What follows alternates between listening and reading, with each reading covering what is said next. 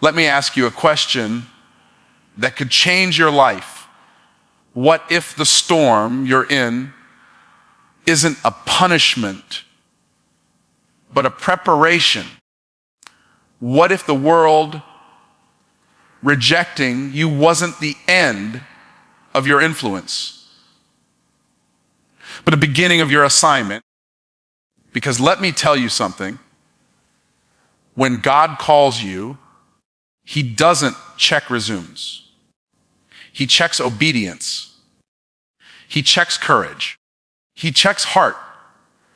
True peace comes from clarity, not comfort. Most people are on a desperate chase for comfort, believing that if they can just make enough money, have enough friends, get the right title, or live in the right place, then peace will finally find them. But peace doesn't come from environments, bank accounts, or applause. Peace is the fruit of purpose, and purpose is unlocked through clarity. And you can sit in a mansion and still feel lost. You can lie on the beach and still be burdened.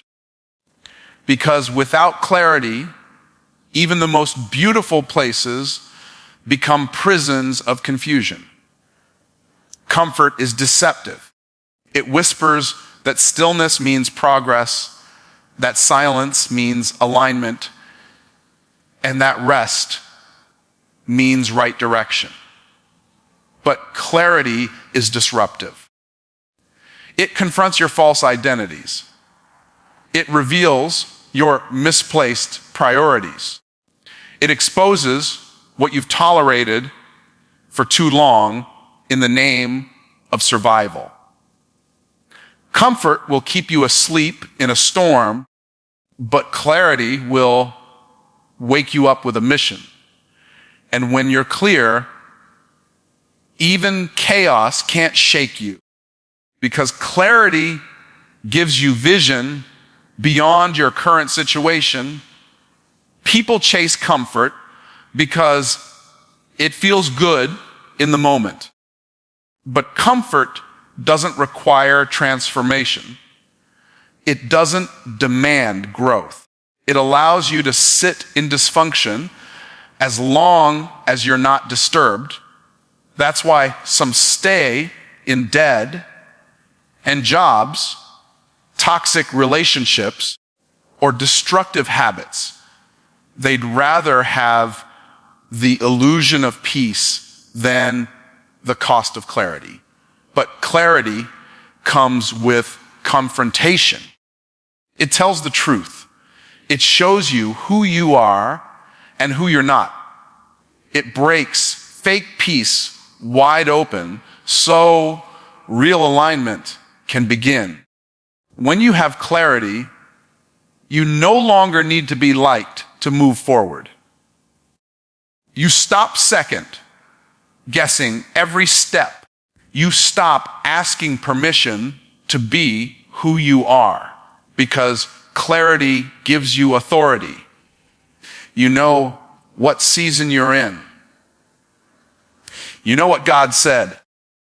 You know why you're here.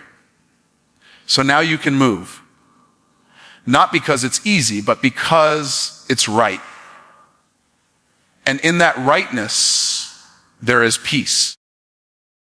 Not the kind that avoids storms, the kind that walks on water through them.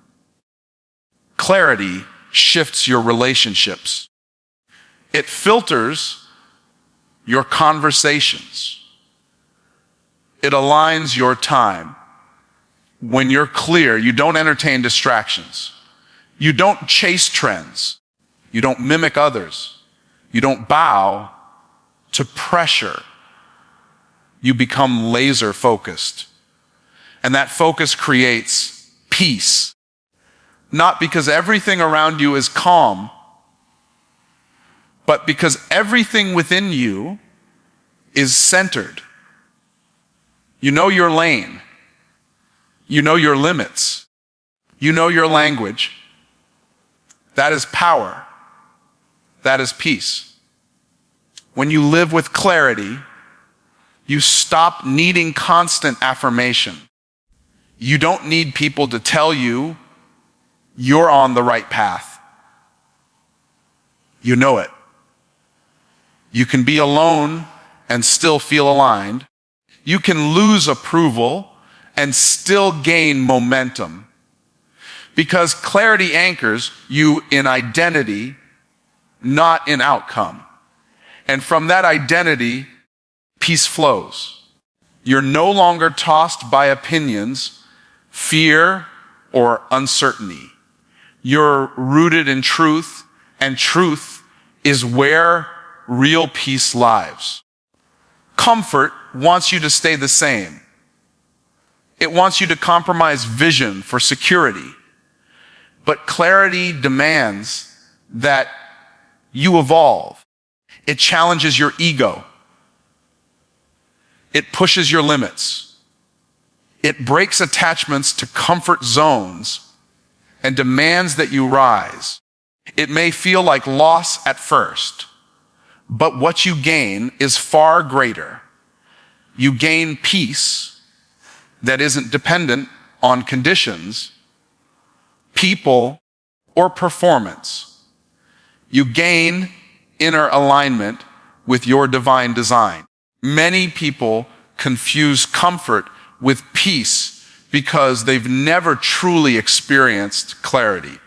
But clarity is a mirror and a compass. It shows you the flaws, but also the future. It reveals the cracks, but also the calling. And once you've tasted clarity, you can never settle for surface level peace again. You begin to crave substance, depth, and direction. You want more than comfort. You want truth, even when it cuts.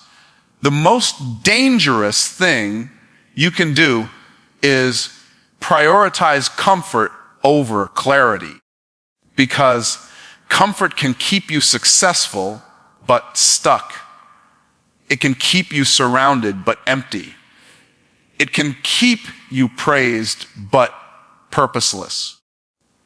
And while others may celebrate your comfort, your soul will cry out for clarity. The moment you step into it, everything changes. Peace doesn't become something you chase. It becomes something you carry. This kind of peace can't be shaken by circumstances because it's built on conviction. It comes from knowing who you are, who God is, and why you were born.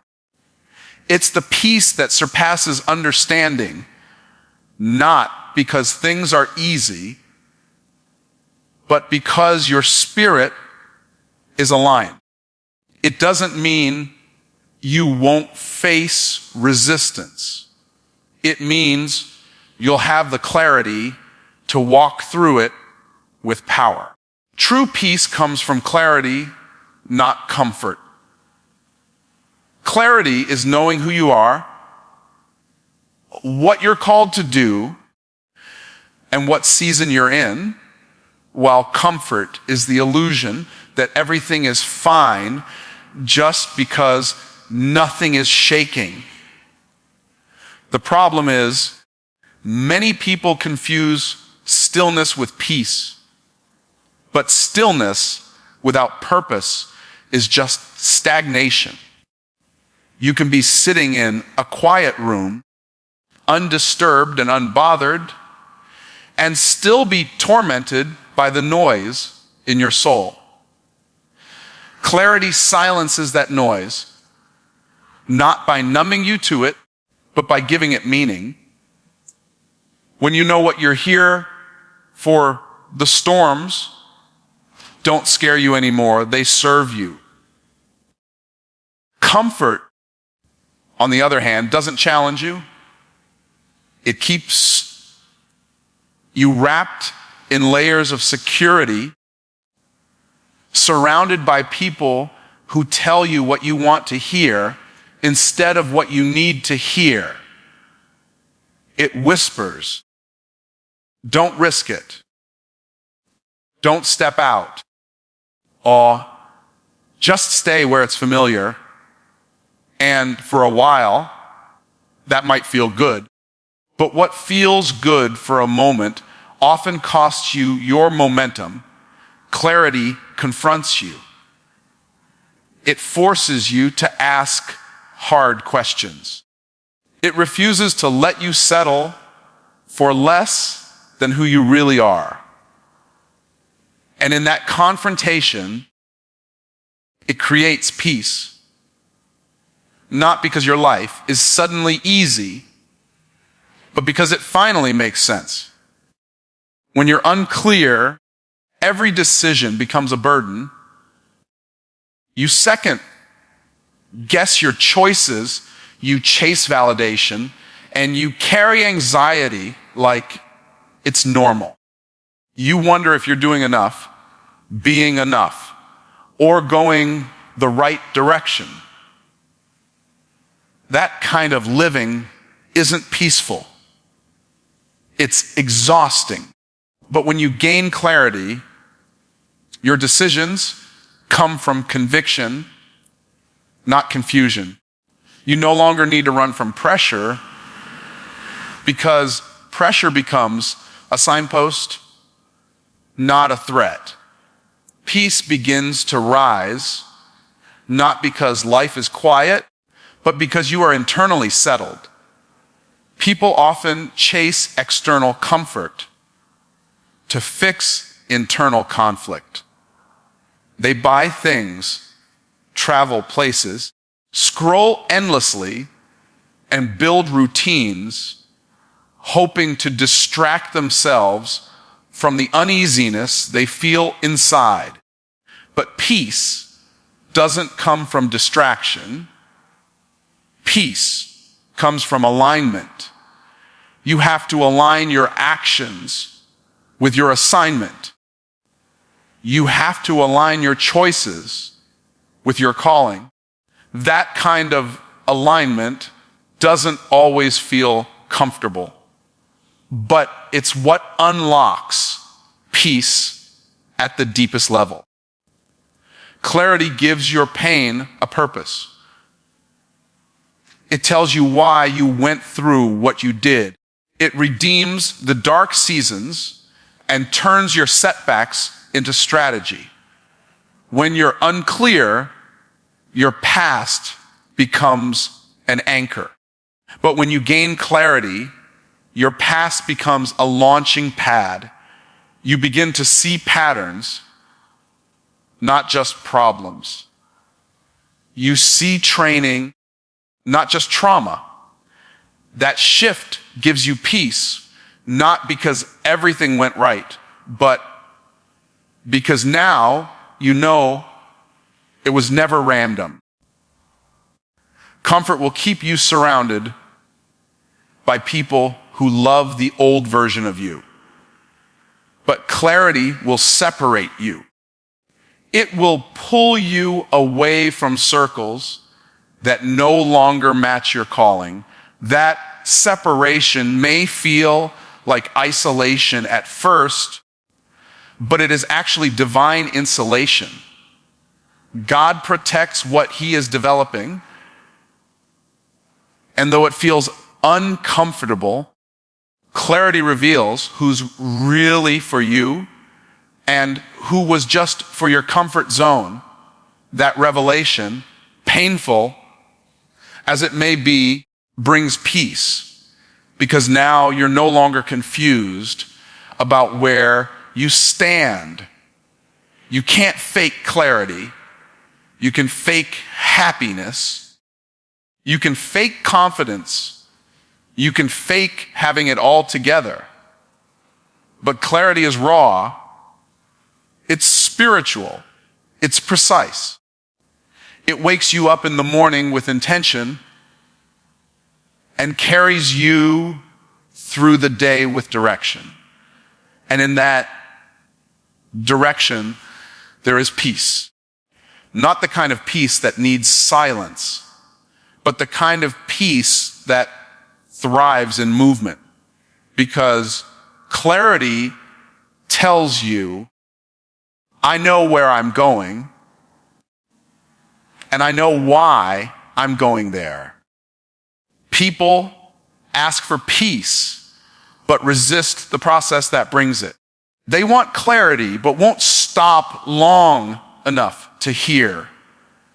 Clarity requires stillness before it demands action. You must get quiet enough to hear what's eternal above what's urgent. Only then can you move in purpose. Because real clarity doesn't rush. It rests in assurance, and that rest produces peace.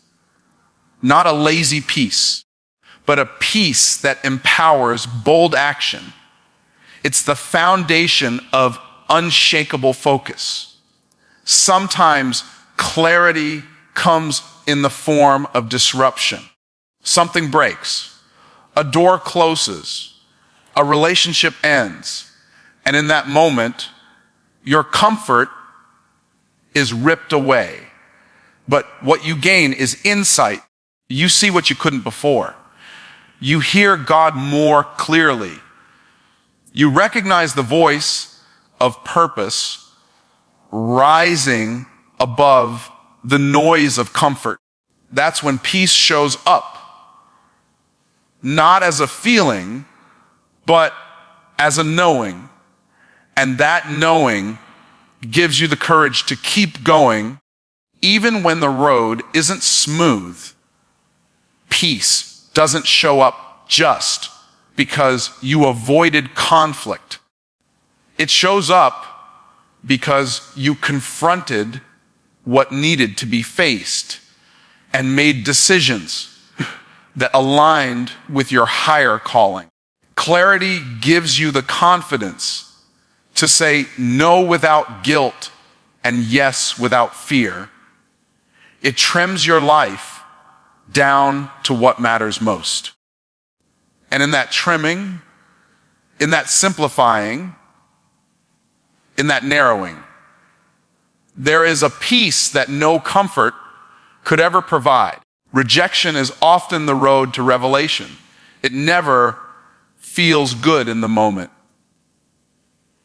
In fact, it cuts deep, especially when it comes from the people you trusted, the opportunities you worked for, or the places where you gave your heart. But rejection is not the final word.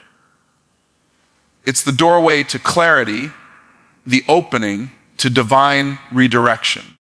What looks like loss is often the start of something more accurate, more aligned, more powerful.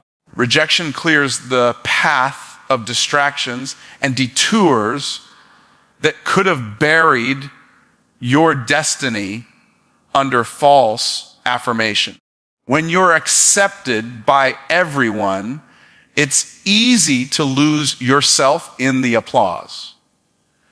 But when you're rejected, you're forced to go inward. You begin to ask questions you never would have asked if everything had gone according to plan. You start to look past your surface and into your substance.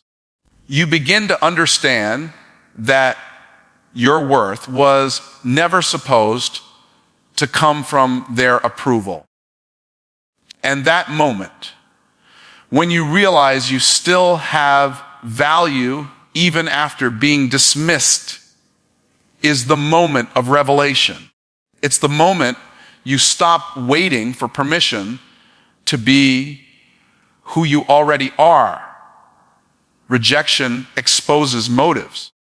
It shows you who's really with you and who was only with the version of you that served them. It reveals the weak foundations. It uncovers the empty promises. It removes the masks people wear when they see you as useful but not meaningful. And in that exposure, there is pain, but also truth. That truth sets you free from false attachments. You stop begging for belonging and start standing in identity. You stop chasing circles that were never built to hold your calling. There are things you cannot see clearly until you've been rejected. Success can cloud your vision. Constant validation can dull your discernment. But rejection sharpens you. It brings you face to face with the uncomfortable reality that not everyone can go where you're going. It's the pruning before the promotion. It's the separation before the elevation. You think you lost something, but what you really gained was space for revelation. You begin to realize that you were protected, not punished. Many people see rejection as a wall, but it's actually a mirror. It reflects back to you what you've been trying to hide. It shows you what you've been tolerating. It brings to the surface the insecurity you've been masking with achievements. That's when revelation begins. Because once it's exposed, it can be healed. Once it's acknowledged, it can be changed. Rejection doesn't break you. It breaks what's been holding you back. And in that breaking, something sacred is rebuilt. Revelation often shows up in the wilderness, not the spotlight. When everything is stripped away, when the crowd is gone, and when the path is unclear, that's when you hear what you couldn't hear in the noise of acceptance. Rejection creates space for divine whispers. It slows you down just enough to make you pay attention to what you've been ignoring. It forces you to rely on something deeper than compliments and connections. It causes you to press into God, into truth, into the parts of you that you hadn't yet discovered. Sometimes the door had to close, not because you weren't enough, but because the room was too small. You were never meant to shrink yourself to fit in. You were called to stand out, to disrupt, to shift atmospheres. Rejection removes the temptation to conform. It reminds you that your uniqueness was never a liability. It was your leverage. Revelation reveals that being different was always the design, not the defect. And those who rejected you weren't qualified to recognize what God had deposited in you. You only learn the depth of your identity when you lose the things you thought defined you. Rejection takes away the external props so you can see the internal strength. You realize you're still standing, still breathing, still capable, even when the things you leaned on have fallen away. That is where the deepest revelations come, when everything you thought you needed is gone, and you find out that God was enough all along. It's in the emptiness that true vision is birthed. Rejection is not random. It is often orchestrated to protect your purpose. If every door opened, you might have walked into a space too early, too ill, prepared, or too unaware of your true identity. But rejection slows you down long enough to grow. It gives you time to sharpen your gift, strengthen your character, and align with your real assignment.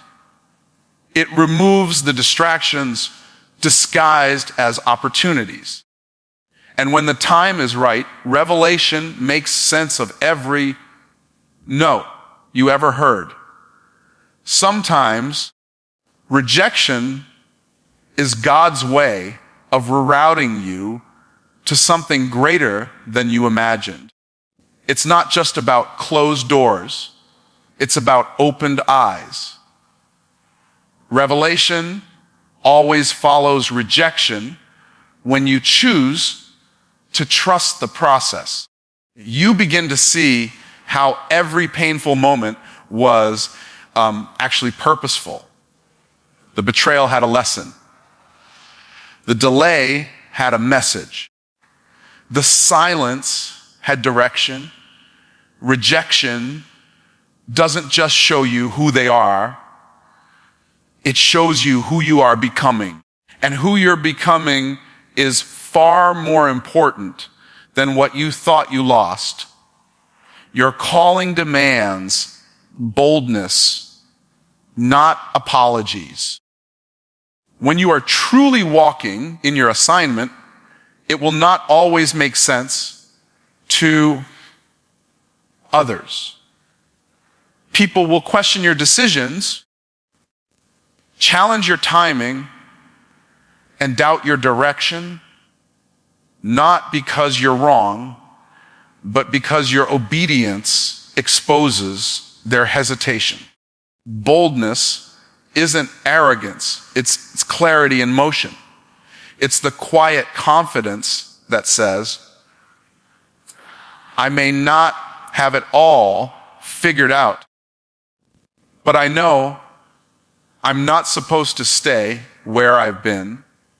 You don't need to explain yourself to everyone. Some people are committed to misunderstanding you because your boldness convicts their comfort. The moment you begin to move differently, speak differently, or think differently, you'll be met with resistance. That's the price of stepping into a new dimension. Boldness is disruptive. It upsets environments that were built on passivity. It breaks the rhythm of small thinking. When you finally stop shrinking yourself to make others comfortable, you'll start stepping into the magnitude of your design. Your calling will never thrive in the soil of apology. It was never meant to be watered by insecurity or pruned by other people's opinions. You cannot keep apologizing for being who God made you to be. You cannot keep dimming your light just because others aren't ready to see clearly. Your voice carries authority. Your vision carries weight. Your gifts carry answers. You weren't placed on this earth to blend in with the crowd. You were sent here to disrupt it with divine purpose. And that disruption will require boldness. It will require that you speak would be easier. When silence would be easier, that you stand when sitting would draw less attention, and that you build when tearing down would feel safer. Boldness doesn't mean you never feel fear. It means you move anyway. It means you refuse to allow fear to vote on decisions that require faith. There will always be reasons to delay, always excuses that feel logical, always people who want you to wait until they understand. But obedience doesn't require consensus. Boldness means you're willing to look foolish before you look faithful. It means you're okay being misunderstood if it means being aligned with your mission. It's not about popularity. It's about purpose. When you start living boldly, you stop waiting for approval. You no longer hand over your destiny to the gatekeepers of doubt. You don't need a committee to confirm what God has already whispered to your soul. That internal knowing becomes louder than external noise. And when you're that anchored, you stop editing your dream to fit someone else's comfort zone. Your calling demands that you take up space. It demands that you own your uniqueness, your anointing, your message without hesitation. People will try to project their fear onto your movement. They'll tell you to slow down, be realistic, play it safe. But calling doesn't operate by human logic. It's fueled by divine urgency. When you feel that pull inside you, that undeniable push to act, it's not a random burst of ambition. It's a sacred assignment stirring. And if you keep apologizing for it, you'll end up stuck in cycles that weren't designed for you. Your calling won't wait forever. Boldness is the price of progress. There will be seasons where you feel alone in your boldness. Not because you're wrong, but because you're ahead. The vision you carry wasn't given to the group. It was given to you. So don't expect everyone to see it. Don't expect unanimous applause. Bold moves often look reckless to people who've settled. But your steps aren't reckless.